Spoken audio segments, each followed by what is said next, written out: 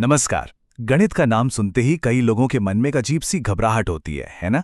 कभी ऐसा होता है कि किसी सवाल को देखकर सिर चकराने लगता हो? अगर हाँ, तो यकीन मानिए ऐसा बहुतों के साथ होता है। आज हम इसी आम एहसास के पीछे की वजहों को समझने वाले हैं। तो सवाल ये है कि आखिर ऐसा क्यों है? गणित से इतना डर क्यों लगता है? ये एक ऐसा सवाल है जो हम में से बहुतों के दिमाग में कभी ना कभी तो आया ही होगा। और आज हम इसी के पीछे की कुछ वजहों को जानने की कोशिश करेंगे। तो आज हम क्या-क्या बात करने वाले हैं? सबसे पहले तो गणित को लेकर जो चिंता होती है उस पर बात करेंगे। फिर हम देखेंगे कि गलतियों और मुश्किलों में क्या फर्क है। और हाँ, ये भी जानेंगे कि आखिर गणित इतना मुश्किल लगता क्यों है, समस्या की असली जड़ कहाँ है। और आखिर में इसे बेहतर तरीके से समझने के कुछ रास्ते भी ढूंढेंगे। चलिए तो शुरू करते हैं। सबसे पहली और सबसे जरूरी बात, गणित में हर मुश्किल एक जैसी नहीं होती। एक बहुत ही अहम फर्क है जिसे समझना बेहद जरूरी है। देखिए, एक तरफ है त्रुटि यानी एरर और दूसरी तरफ है कठिनाई यानी डिफिकल्टी। अब त्रुटि क्या है? ये एक सीधी साधी गलती है। हो सकता है हिसाब किताब में कुछ गड़बड़ हो गई या बस लापरवाही से कुछ गलत लिख दिया। लेकिन कठिनाई, ये एक बड़ी रुकावट है। ये वो चीज़ है जो किसी को कॉन्सेप्ट समझने ही नहीं देती। इसकी वजह मनोवैज्ञानिक भी हो सकती है या फिर पढ़ाने का तरीका। मतलब सीधी सी बात यह है, गलती तो सुधारी जा सकती है, पर रुकावट को उसे पार करना पड़ता है। लेकिन रुकिए, क्या सारी गलतियां एक जैसी होती हैं? गलती तो गलती होती है ना? खैर, ऐसा भी नहीं है। चलिए जरा और गहराई में जाते हैं और देखते हैं कि गणित में हम किस किस तरह की गलतियां करते हैं। सबसे पहले आती हैं वैचारिक त्रुटियां, मतलब कॉन्सेप्चुअल एरर्स। ये तब होती हैं जब कॉन्सेप्ट का क्यों ही साफ नहीं होता। जैसे किसी को लगता है कि 1/3 1/2 से बड़ा है। क्यों? क्योंकि 3 2 से बड़ा होता है।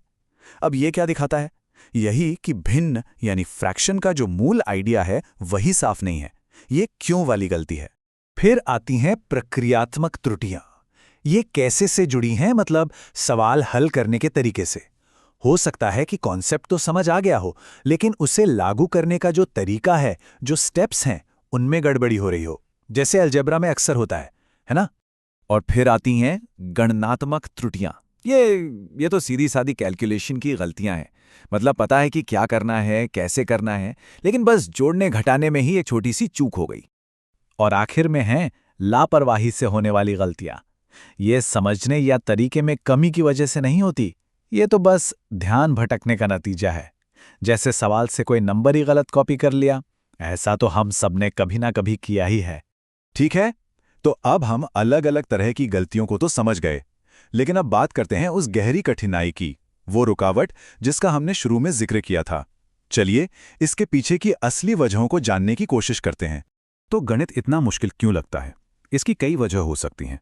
एक तो ये बहुत एब्स्ट्रैक्ट है। मतलब ये जो सिंबल और फॉर्मूला होते हैं, इन्हें असल दुनिया से जोड़ना मुश्किल हो जाता है। फिर अगर पढ़ाने का तरीका ही सही ना हो, सिर्फ लेक्चर हो और कोई एक्टिविटी ना हो, तो भी दिक्कत होती है। अगर बुनियाद ही कमज़ोर है तो आगे बढ़ना तो नामुमकिन सा लगता है। और हाँ, गणित का डर, मैथ्स एंग्जाइटी, ये एक असली चीज़ है जो आत्मविश्वास को एकदम खत्म कर देती है।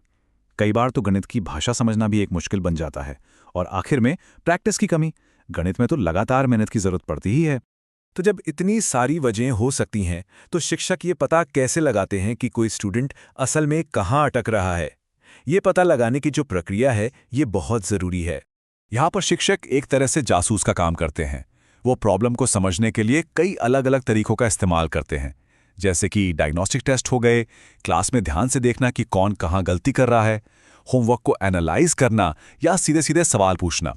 ये सारे तरीके उन्हें समस्या की जड़ तक पहुंचने में मदद करते हैं। ठीक है, तो एक बार जब समस्या पता चल गई तो अगला कदम क्या है?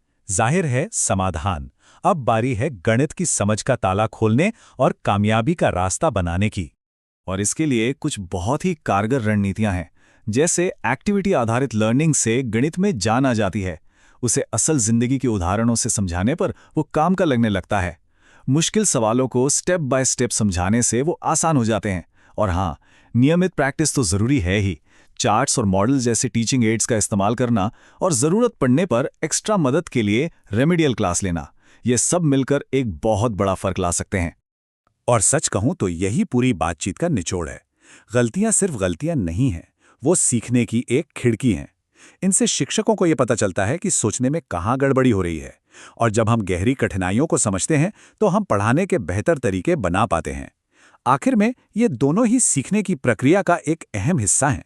तो चलिए इस एक विचार के साथ आज की बात खत्म करते हैं। क्या हो अगर गणित में की गई गलती को एक नाकामी की तरह देखना बंद कर दिया जाए और उसे समझने के रास्ते का एक रोड मैप माना जाए? शायद बस ये एक नजरिया बदलने से ही सब कुछ बदल सकता है।